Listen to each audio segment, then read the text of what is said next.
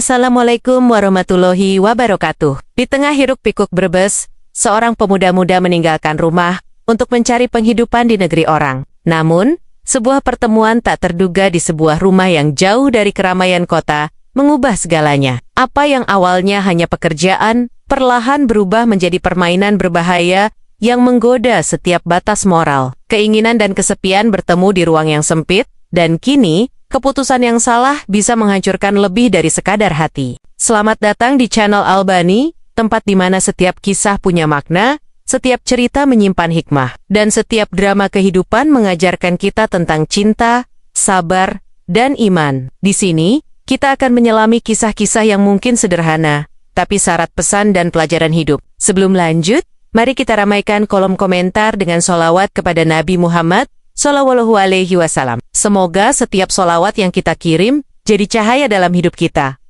Amin ya, Robbal Alamin. Darto bukanlah anak kota besar. Ia tumbuh di gang kecil di Brebes, di tengah kepulan asap gorengan ibunya, dan suara bising tukang tambal ban di ujung jalan. Ayahnya sudah lama tiada, dan sejak usia 16 tahun, ia bekerja serabutan demi membantu ibunya menyekolahkan dua adiknya. Tapi kehidupan seperti itu tak memberinya harapan banyak. Hingga suatu hari, tetangganya memberi kabar tentang program magang ke Jepang. Ia berpikir lama, antara meninggalkan ibu dan adik-adiknya, atau mengambil kesempatan yang bisa mengubah masa depan mereka semua. Akhirnya, dengan restu penuh air mata, ia berangkat ke negeri orang, membawa sejuta tekad dan sehelai foto keluarga yang ia simpan di dompet.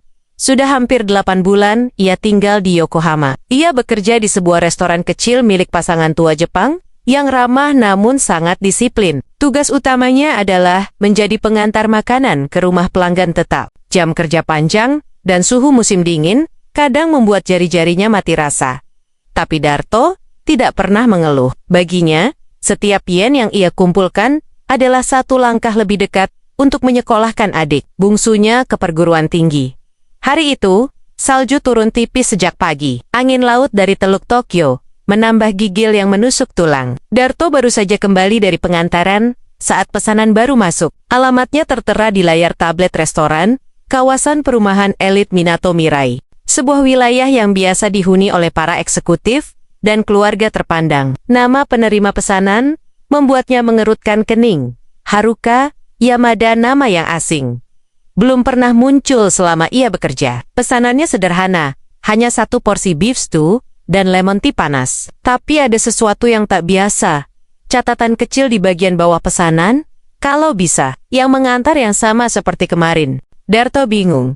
Ia tidak ingat pernah mengantar makanan ke alamat itu sebelumnya, apalagi bertemu wanita bernama Haruka. Tapi ia tidak banyak bertanya. Ia tahu, beberapa pelanggan wanita kadang memperhatikan. Mungkin karena wajahnya yang eksotis, atau logatnya yang asing saat mengucapkan salam dalam bahasa Jepang. Ia mengenakan jaket tebal, memasukkan pesanan ke dalam tas pengantar, dan memacu sepeda motor restoran menembus salju. Saat sampai di alamat yang tertera, Darto tertegun. Rumah besar bergaya modern, berdiri di antara dua pohon maple yang daunnya sudah luruh. Gerbang otomatis terbuka, begitu ia menekan bel. Lampu taman berpendar lembut, memberikan nuansa hangat di tengah udara beku. Di balik pintu kaca yang terbuka perlahan, sosok wanita muda muncul. Rambut hitam panjang terurai, dan matanya menatapnya dengan tenang, namun menyimpan sesuatu yang sulit dijelaskan. "Masuklah," katanya dalam bahasa Jepang yang lembut. "Cuaca di luar terlalu kejam untuk orang sebaik dirimu." Darto berdiri di ambang pintu, terpaku beberapa detik. Pakaian wanita itu membuatnya ragu melangkah. Haruka mengenakan kimono satin berwarna gading yang hanya terikat longgar di pinggang. Kaki jenjangnya terlihat jelas, dan lekuk tubuhnya samar tergambar di balik kain tipis yang seolah sengaja dibiarkan terbuka di bagian dada. Wajahnya tenang, bahkan terlalu tenang untuk seseorang yang menyambut pria asing ke rumahnya. Namun bukan kecantikannya yang paling membuat Darto gugup, melainkan caranya menatap, seolah ia sudah menanti kehadiran Darto jauh sebelum makanan itu dipesan. "Jangan khawatir, aku hanya ingin kau menaruh makanannya di meja. Aku sedang tidak ingin sendirian," ujarnya, masih dengan nada lembut. Darto melangkah pelan ke dalam rumah. Ruang tamu yang luas disinari cahaya kuning keemasan dari lampu gantung kristal. Dinding putih bersih dihiasi lukisan bunga-bunga pioni dan foto-foto hitam putih dalam bingkai kayu tua, aroma melati bercampur harum teh mengisi udara, memberikan kesan rumah yang hidup dan sepi pada saat bersamaan. Haruka mengarahkannya ke meja kecil di dekat jendela besar yang menghadap taman belakang. "Kau mau teh juga?" Aku buatkan, katanya, tanpa menunggu jawaban. Darto hanya menunduk sedikit, gugup, dan meletakkan makanan di atas meja, seperti yang diminta. Saat Haruka kembali membawa 2 cangkir teh panas, Darto belum berani duduk. Ia merasa seperti melanggar aturan yang tak tertulis. Tapi Haruka menaruh 1 cangkir di hadapannya, lalu berkata, "Di rumah ini, tidak ada yang melarangmu duduk." Senyumnya ramah, tapi sorot matanya masih menyimpan luka yang belum sembuh. Darto perlahan duduk. Cangkir teh mengepul di antara mereka. Dan untuk beberapa saat, hanya suara jam dinding yang terdengar. Darto memandangi tangan wanita itu lancar meracik teh, namun tampak kesepian. "Kau orang Indonesia ya?" tanya Haruka tiba-tiba. Darto mengangguk. "Dari Brebes." Haruka tersenyum tipis. "Dulu, aku punya teman dari Jakarta. Ia sangat ceria, Hengget. Mungkin itu sebabnya aku suka dengan logat kalian." Kata-katanya terasa mengalir begitu saja, seperti seseorang yang telah lama tak berbicara pada siapapun. "Suamiku orang sibuk," lanjutnya. "Tiap hari keluar kota, terkadang seminggu, kadang sebulan. Rumah ini terlalu besar untuk 1 orang." Darto meneguk teh pelan. Hangatnya mengalir ke tenggorokannya, tapi dadanya malah makin dingin.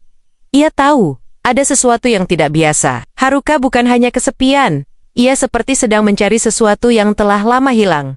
Atau mungkin, sengaja, ia undang. Mata mereka sempat bertemu sesaat, dan di balik sorot mata sendunya, Darto melihat sesuatu yang samar, permohonan, atau mungkin jebakan. Darto menunduk, menghindari tatapan Haruka yang terasa semakin menusuk. Ia merasa seolah berada dalam ujian. Namun, bukan ujian biasa. Hatinya berdebar, dan pikiran-pikirannya saling beradu. Semua yang ada di dalam dirinya tahu bahwa ia harus pergi secepatnya, tapi tubuhnya tidak bergerak. Haruka menatapnya lebih lama lagi, hingga Darto merasa dirinya seperti berada di bawah sorotan lampu panggung, tanpa bisa bergerak. "Kau tidak merasa kesepian, Darto?" tanya Haruka dengan suara serak, namun lembut. "Aku rasa kita bisa saling mengerti." Darto tak tahu harus menjawab apa. Saya hanya pengantar makanan," jawabnya dengan suara pelan. Ia merasa tidak nyaman, seolah kata-katanya terdengar kering dan tidak memadai untuk menjelaskan perasaan yang menggelayuti dirinya. Haruka hanya tersenyum kecil, senyum yang penuh makna, senyum yang seolah sudah mengetahui apa yang ada di benaknya. "Kau bisa lebih dari itu, Darto. Semua orang punya cerita, bukan? Kadang, kita hanya butuh seseorang untuk mendengarkan." Hening sejenak, kecuali denting jam yang terus berdetak di sudut ruangan. Haruka berdiri dan berjalan ke jendela besar yang menghadap ke halaman belakang, lalu menoleh ke arah Darto. "Lihatlah salju itu," katanya, sambil menunjuk keluar. Salju yang turun begitu lembut, namun dalam sekejap, bisa mengubah dunia jadi putih. "Tapi lihatlah sekeliling kita, betapa dinginnya semua ini." Darto menatap keluar. Mata terasa berat. Salju memang indah, namun di luar sana terasa sepi dan sunyi. Sama seperti perasaan yang mulai tumbuh dalam dirinya. "Kau merasa ada yang hilang, bukan?" Haruka melanjutkan, berjalan kembali mendekati Darto. Ia berhenti tepat di depan Darto, memandangnya dengan tatapan yang penuh arti. "Aku juga merasa begitu. Seperti ada ruang kosong yang tak bisa diisi oleh siapapun, meski aku mencoba, dan kadang kita ingin sesuatu yang membuat kita merasa hidup lagi." Darto merasa tubuhnya menegang. Ada ketegangan yang mulai tumbuh di udara, di antara mereka. Semuanya terasa begitu dekat. Terlalu dekat. Haruka berdiri di hadapannya, dan Darto bisa merasakan aroma wangi tubuhnya yang begitu memikat. Namun di balik keindahan itu, ada sesuatu yang terasa menyesakkan di dadanya. Darto berusaha menenangkan pikirannya. "Tapi saya tidak tahu apa yang Anda maksud." Kata-katanya terasa canggung, seperti seorang pria yang tersesat di dunia yang tak ia kenal. Haruka hanya menggeleng, senyumnya semakin dalam. "Kadang kita tidak perlu tahu apa yang kita cari, Darto," jawabnya lembut. "Terkadang, kita hanya butuh sedikit kehangatan untuk merasa hidup. Dan kehangatan itu ada di sini, sekarang." Matanya tak pernah lepas dari Darto, penuh arti, penuh hasrat yang tak terucap. Darto merasa udara di sekelilingnya semakin berat, seolah setiap detik yang berlalu memperburuk ketegangan antara mereka. Darto bisa merasakan detak jantungnya yang semakin cepat, hampir menggema di telinganya. Ia mencoba berfokus pada pikirannya, menenangkan diri, tetapi sosok Haruka di depannya, dengan senyum misterius dan tatapan yang penuh makna, membuatnya semakin terperangkap. "Saya hanya pengantar makanan, Haruka," katanya. Suara terbata-bata. "Saya tidak seharusnya berada di sini." Namun Haruka tak mengubah posisinya. Ia mendekat.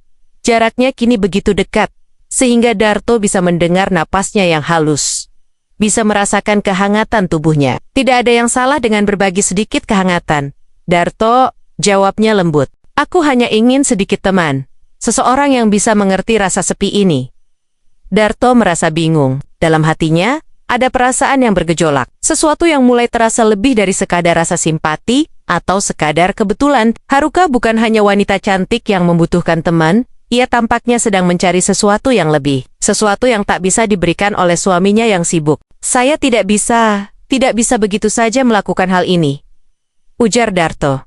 Mencoba mempertahankan kendali dirinya. Tetapi kata-katanya terasa lemah. Seolah dia sedang melawan dirinya sendiri. Haruka hanya tersenyum tipis, perlahan mendekatkan tubuhnya, hingga Darto bisa merasakan tubuhnya yang hangat, menatap Darto dengan mata yang semakin dalam. "Apa yang kau takuti, Darto?" tanya Haruka dengan lembut. Seolah pertanyaan itu adalah kunci yang bisa membuka segala keraguan dalam diri Darto. "Kau takut aku akan menginginkan lebih? Atau kau takut pada dirimu sendiri?" Darto menelan ludah, keringat dingin mulai membasahi dahinya. Ia bisa merasakan dorongan kuat untuk menjauh. Namun tubuhnya seperti terpaku di tempatnya. Haruka dengan perlahan menggapai tangan Darto, menggenggamnya erat. Sentuhan lembut itu seperti api yang menyulut sesuatu yang sudah lama tertahan dalam dirinya. "Aku hanya ingin merasa hidup lagi," lanjut Haruka. Suaranya seperti bisikan yang menembus ketegangan di udara. "Aku tahu, kau merasa kesepian juga kan?" Darto tidak tahu bagaimana menjawab. Ia merasa terperangkap dalam jaring-jaring perasaan yang semakin rumit. Haruka menyentuh wajahnya dengan lembut, jari-jarinya yang halus menelusuri pipinya, menyentuh bibirnya dengan penuh kehangatan. Darto terdiam. Mata mereka bertemu. Dan saat itu, dalam tatapan Haruka, ia melihat sesuatu yang begitu dalam. Rasa sakit, kekosongan, dan kerinduan yang begitu nyata. "Kita berdua bisa saling mengerti," bisik Haruka, mendekatkan wajahnya ke wajah Darto. Suaranya begitu lembut, namun penuh dengan permohonan yang tak bisa ditolak.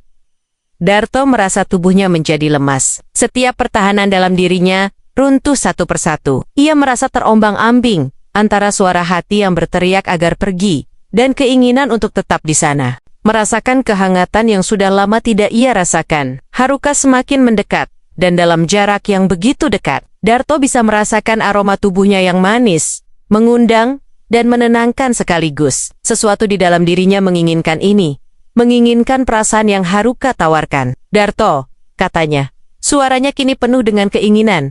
"Jangan takut." Dalam keheningan yang mengisi ruangan itu, Darto merasa tak ada jalan mundur. Darto merasakan tubuhnya bergetar, seolah segala perasaan yang ia pendam selama ini mendesak untuk keluar. Namun, rasa bersalah dan keraguannya masih mengikatnya kuat. Ia ingin menjauh. Tetapi setiap gerakan Haruka, setiap sentuhan lembutnya, seolah menariknya lebih dalam ke dalam jaring yang sulit untuk lepas. Haruka, dengan tatapan yang penuh keinginan, mendekatkan wajahnya, hampir menyentuh bibir Darto. "Jangan berpikir terlalu banyak, Darto," katanya dengan lembut. Hampir seperti sebuah perintah. "Hidup terlalu singkat untuk menahan perasaan yang kita inginkan." Darto terdiam. Seolah kata-katanya terlepas dari kendali, keinginan itu mengalir begitu cepat. Namun kesadaran masih bertahan, meskipun semakin lemah. "Tapi ini salah," ujar Darto dengan suara serak. Meskipun hatinya bergejolak. "Aku tidak seharusnya melakukan ini." Tapi Haruka hanya tersenyum, senyumnya semakin dalam, semakin menggoda. Ia mengangkat tangan Darto, menggenggamnya erat, lalu menuntunnya perlahan menuju sofa besar di ruang tamu. "Terkadang, kita harus melangkah keluar dari zona nyaman untuk menemukan sesuatu yang lebih baik, Darto," katanya dengan penuh keyakinan. "Jangan takut untuk merasakannya. Kita semua berhak merasa bahagia." Tubuh Darto semakin terasa lelah oleh keraguan.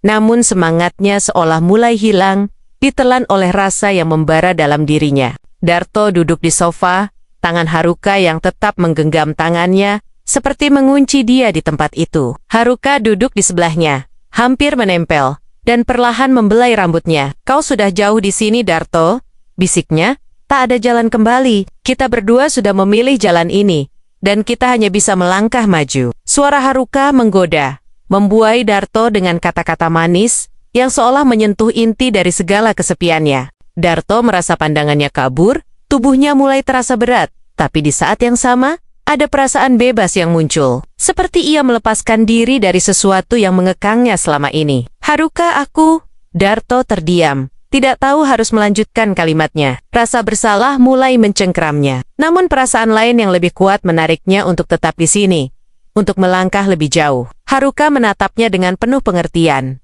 menyentuh wajahnya dengan lembut. "Aku tahu," jawabnya pelan. "Aku tahu apa yang kau rasakan. Kita semua punya sisi gelap. Darto, aku hanya ingin membantu menyalakan cahaya itu, walaupun hanya untuk sementara." Wajah Haruka semakin dekat, bibirnya hampir menyentuh bibir Darto, dan dalam sekejap, semua keraguan yang ada dalam diri Darto menghilang. Ia menutup matanya, dan bibir mereka akhirnya bertemu. Sensasi pertama yang dirasakannya adalah hangat.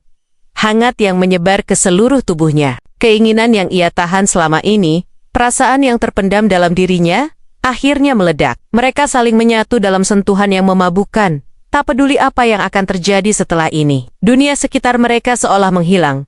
Hanya ada mereka berdua yang saling mendekap dalam keinginan yang tak terucapkan. Darto merasa seperti terbang. Seolah dunia yang sebelumnya penuh dengan keraguan dan ketakutan, berubah menjadi ruang yang penuh dengan kenyamanan. Meski itu adalah kenyamanan yang salah. Terima kasih sudah menyimak kisah hari ini di channel Albani. Semoga cerita ini bisa menjadi pelajaran dan pengingat untuk kita semua. Kalau kamu merasa terinspirasi atau tersentuh, jangan lupa untuk like, subscribe, dan nyalakan lonceng notifikasinya, agar kamu nggak ketinggalan kisah-kisah penuh hikmah berikutnya. Wassalamualaikum warahmatullahi wabarakatuh.